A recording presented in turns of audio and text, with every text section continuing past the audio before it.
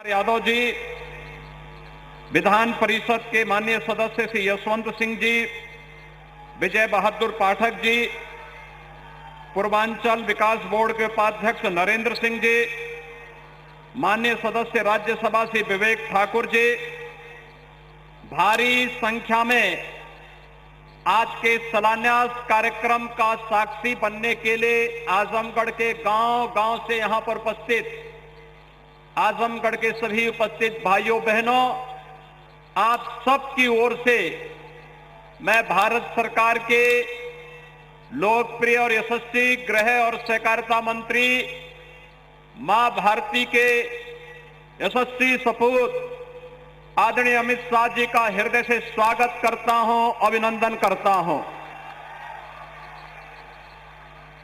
भाइयों बहनों, जो कहा सो करके दिखाया।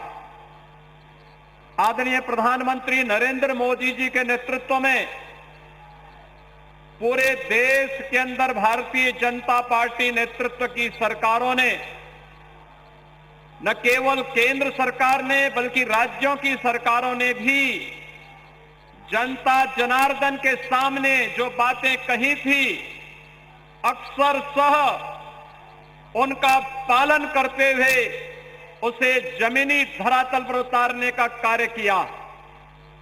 भाइयों बहनों, आज इसी का परिणाम है कि दुनिया के अंदर भारत की प्रतिष्ठा बढ़ी है और 2017 में इसी उत्तर प्रदेश में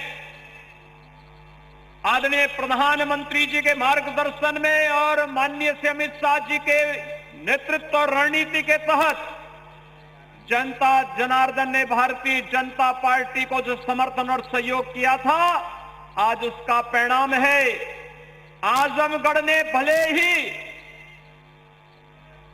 दो पूर्व मुख्यमंत्री दिए हो, लोकसभा में सांसद चुन करके भेजे हो, लेकिन उनके कारण आजमगढ़ की पहचान धूमिल ही हुई है। पहचान का संकट आजमगढ़ के सामने उन्होंने हमेशा खड़ा किया था। ये वही आजमगढ़ है 2017-2014 के पहले यहां का नौजवान जब देश के अंदर कहीं जाता था तो होटल में कमरा नहीं मिलता था, धर्मशाला में कमरा नहीं मिलता था। पहचान का एक संकट खड़ा होकर के आपके सामने पहचान का एक संकट खड़ा होता था। लेकिन भाइयों बहनों, मोदी जी और अमित शाह जी के नेतृत्व में आज जब भारत के अंदर सरकारें काम कर रही हैं, उत्तर प्रदेश में उनके मार्गदर्शन में भारतीय जनता पार्टी नेतृत्व की सरकार मिल रही है। मुझे याद है जब सरकार का गठन होने जा रहा था, तब माननीय अमित शाह जी ने कहा था कि पूर्वांचल एक्सप्रेसवे को ऐसे बनाएं कि जिससे वह आजमगढ़ के और पूर्वी उत्तर प्रदेश के विकास की बैकबोन बन जाए। आज पूर्वांचल एक्सप्रेसवे आपके विकास की धुरी बन रही है। आज आजमगढ़ में एयरपोर्ट बन रहा है, अंतिम चरणों में चल रहा है, लगभग 95% कार्य पूरा हो गया है। और भाइयों बहनों, यह विश्वविद्यालय जो आज यहां पर जिसकी आधारशिला रखी जा रही है, यह विश्वविद्यालय आजमगढ़ को सचमुच आर्यमगढ़ बना ही देगा, इसमें अब कोई संदेह होना ही नहीं चाहिए। भाइयों बहनों, हम सबको इस बारे में जानना होगा, ये पहचान का संकट कौन लोग थे जो आपके सामने खड़ा किए थे। ये लोग वही थे जो जाति के नाम पर बांटने वाले थे, लेकिन अपने परिवार के लिए भरने वाले थे। इन्होंने अपने परिवार और अपने खानदान के बाहर कहीं नहीं झांका। आज प्रदेश में हम लोगों ने शासकीय स्तर पर 4.5 लाख नौजवानों को अगर सरकारी नौकरी दी और लगभग 3 लाख नौजवानों को संविदा के आधार पर नौकरी दिए, 7.5 लाख नौजवान अगर आज उत्तर प्रदेश के अंदर सरकारी नौकरी प्राप्त किया है, तो भाइयों बहनों, ये नौजवान मेरे या अमित शाह जी के या मोदी जी के परिवार के हिस्से नहीं, उत्तर प्रदेश के ही नौजवान हैं और आपके नातेदार रिश्तेदार होंगे। लेकिन भाइयों बहनों, हमें प्रसन्नता इस बात की होती है कि चलिए हमारे इस बृहद परिवार का कोई सदस्य तो कहीं ना कहीं सरकारी नौकरी पाया तो। लेकिन पहले होता क्या था, नौकरी निकलती थी और नौकरी के साथ ही महाभारत के सभी रिश्ते निकल पड़ते थे वसूली में। कहीं चाचा है, कहीं मामा है, कहीं भांजा है, कहीं भतीजा है, ये सभी निकल पड़ते थे। कोरोना कालखंड में उन लोगों का दर्शन यहां पर नहीं हुआ होगा।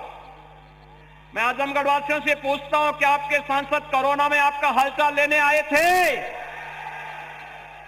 वे फिर भी नहीं आएंगे।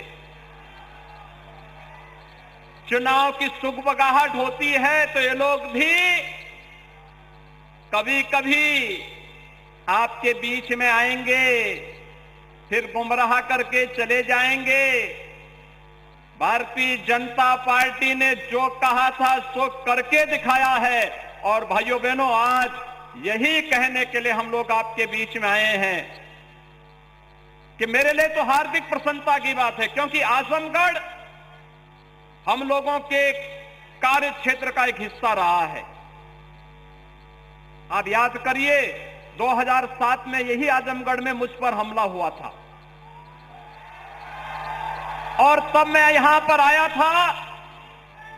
तब हम लोग आए थे यहां पर, उस समय सिबली नेशनल कॉलेज में अजीत राय की इसलिए हत्या हो जाती थी क्योंकि वह अखिल भारतीय विद्यार्थी परिषद का कार्यकर्ता था और उसने वंदे मातरम के लिए कहा था कि वंदे मातरम का गायन गणतंत्र दिवस पे होना चाहिए। लेकिन भाइयों बहनों, कॉलेज परिसर में ही प्रिंसिपल कार्यालय के पास ही उनकी हत्या हो जाती है और 1 महीने तक एफआईआर तक दर्ज नहीं होती थी। आज क्या किसी की हिम्मत है कि संग से कोई सरेआम हत्या कर ले? आज कोई गुंडा किसी राह चलती हुई बेटी और बहन को छेड़ने का दुस्साहस कर पाएगा? अगर कोई करेगा तो उसे मालूम है कि दुर्योधन और दुशासन के क्या हाल हुए थे। और भाइयों बहनों, आज यही हम सब कहने के लिए आए हैं। विकास का हो, सुरक्षा का हो, गरीब कल्याण का हो, कोरोना कालखंड में कितना अभूतपूर्व कार्य प्रधानमंत्री मोदी जी के नेतृत्व में इस देश ने किया। सर्वाधिक प्रवासी कामगार और श्रमिक आजमगढ़ जनपद में भी आने वाले हैं। वे सभी यहां पर आए थे। 1 लाख से अधिक संख्या आपके लिए आपके जनपद में आई थी। लेकिन उन सबको सुरक्षित घरों तक पहुंचाना, भारतीय रेल ने फ्री में उनको यहां पर पहुंचाने की व्यवस्था करना, उत्तर प्रदेश परिवहन निगम से उन्हें पहुंचाने की व्यवस्था करना, उनकी फ्री में जांच, सभी लोगों के लिए फ्री में उपचार, फ्री में राशन की व्यवस्था, फ्री में टेस्ट। और भाइयों बहनों, जो खाद्यान्न पिछली सरकारों में ब्लैक हो जाता था, बांग्लादेश पहुंच जाता था, वह खाद्यान्न घर घर तक हर व्यक्ति तक पहुंचाने का कार्य हुआ। प्रधानमंत्री मोदी जी ने 2020 में 7 महीने तक, 2021 में 8 महीने तक फ्री में खाद्यान्न दिया। और खाद्यान्न ही नहीं दिया भाइयों बहनों, फ्री में वैक्सीन, मुफ्त में वैक्सीन। कितने लोगों ने वैक्सीन लगाया है? जिन लोगों ने नहीं लगाया, वैक्सीन जल्दी लगा लें। और आपके आसपास नजदीक का कोई भी व्यक्ति बचा है, उसको भी ये फ्री में वैक्सीन लगा करके कोरोना महामारी को सदैव के लिए बोतल में जिन्न की तरह भरने का काम कर दीजिए, जिससे सामान्य जीवन, नागरिक के जीवन और उसकी जीविका को बचाने के लिए प्रधानमंत्री मोदी जी के नेतृत्व में जो कार्य चल रहा है, उस कार्य को हम तेजी के साथ आगे बढ़ा करके एक भारत श्रेष्ठ भारत की परिकल्पना को और भी तेजी ढंग से आगे बढ़ा सकेंगे। और इसीलिए सरकार ने तय किया है भाइयों बहनों कि मई से लेकर के होली तक, यानी होली से लेकर दीपावली तक फ्री में राशन प्रधानमंत्री मोदी जी ने उत्तर प्रदेश के 15 करोड़ लोगों को दिया, देश के अंदर 80 करोड़ लोगों को दिया। और सरकार ने तय किया है कि दीपावली से के होली तक उत्तर प्रदेश के इन 15 करोड़ लोगों को हम फ्री में राशन उपलब्ध करवाने का कार्य करेंगे। 15 करोड़ लोगों में अंत्योदय परिवार वालों को, अंत्योदय कार्ड धारक को 35 किलो खाद्यान्न, खाद्यान्न का मतलब गेहूं और चावल, 1 किलो दाल, 1 किलो खाद्य तेल, 1 किलो चीनी और 1 किलो नमक भी उनको मिलेगी। दिसंबर के प्रथम सप्ताह में ये मिलना प्रारंभ हो जाएगा। पात्र गृहस्थी परिवारों को प्रति यूनिट, यानी हर यूनिट पे 5 किलो खाद्यान्न, अगर किसी परिवार में 9 लोग हैं तो उनको 45 किलो, 7 लोग हैं तो 35 किलो, 5 लोग हैं तो 25 किलो खाद्यान्न मिलेगा। 1 किलो दाल, 1 किलो खाद्य तेल, 1 किलो नमक उस परिवार को भी होली तक प्राप्त होगा। भाइयों बहनों, प्रधानमंत्री अन्न योजना को होली तक बढ़ाने के लिए आप सबको बधाई। हर एक गरीब के जीवन को बचाने का एक कार्यक्रम आगे बढ़ेगा। दूसरा, यहां पर विश्वविद्यालय बनेगा, अगले सत्र में प्रारंभ भी हो जाएगा। आजमगढ़ और मऊ के 400 महाविद्यालय और 2,66,000 बच्चे उन महाविद्यालयों में पढ़ते हैं, उन सबको इससे संबद्ध करके यहीं से डिग्री देने का कार्य भी यह विश्वविद्यालय यहां पर कर देगा। नए नए पाठ्यक्रम चलेंगे। आजमगढ़ और मऊ के नौजवानों को लिए नौकरी और रोजगार के लिए भटकना नहीं पड़ेगा, घर घर में ही उनको ये सब प्राप्त होगा।